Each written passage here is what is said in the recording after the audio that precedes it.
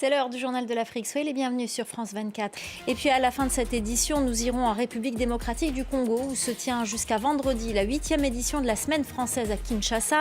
Les entrepreneurs congolais en profitent pour promouvoir leurs projets auprès des investisseurs. Nous vous parlerons d'un projet autour de l'éducation. Reportage à suivre.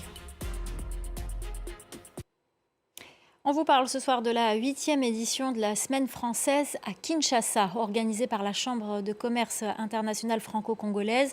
Elle est très attendue par les entrepreneurs congolais qui tentent de séduire des investisseurs pour développer leurs projets. En voici justement un dans le domaine de l'éducation. Reportage d'Aurélie Bazara-Kibangula.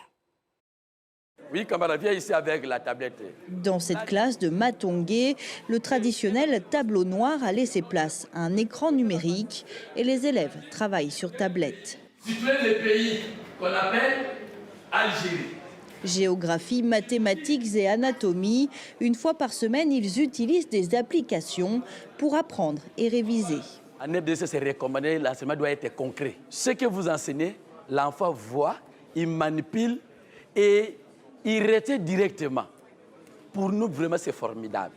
La méthode fonctionne et séduit les élèves. Dans la carte d'Afrique, oui, très bien. Pour son concepteur, rien de mieux que de plonger les enfants au marché ou les faire manipuler les francs congolais pour leur apprendre à compter. L'apprenant se retrouve dans des scènes de vie locales, celles auxquelles il est habitué, et en même temps, il peut basculer dans la langue qu'il maîtrise le mieux.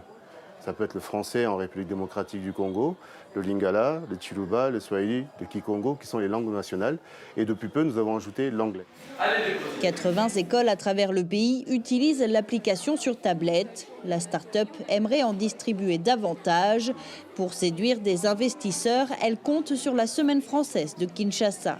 Ici, une dizaine d'entrepreneurs présentent leurs projets en quête de financement. Michel propose des formations gratuites pour les instituteurs de maternelle. Sans financement, ce n'est pas possible. D'où notre cri d'alarme.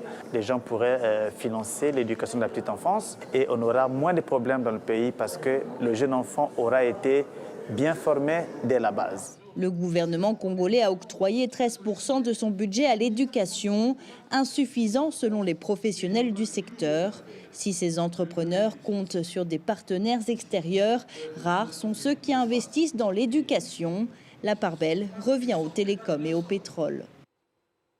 Voilà, c'est la fin du journal de l'Afrique. Merci aux équipes en régie, merci à notre chef d'édition Aline Botin, merci à nos correspondants et merci à vous pour votre fidélité. Restez avec nous, l'info continue sur France 24.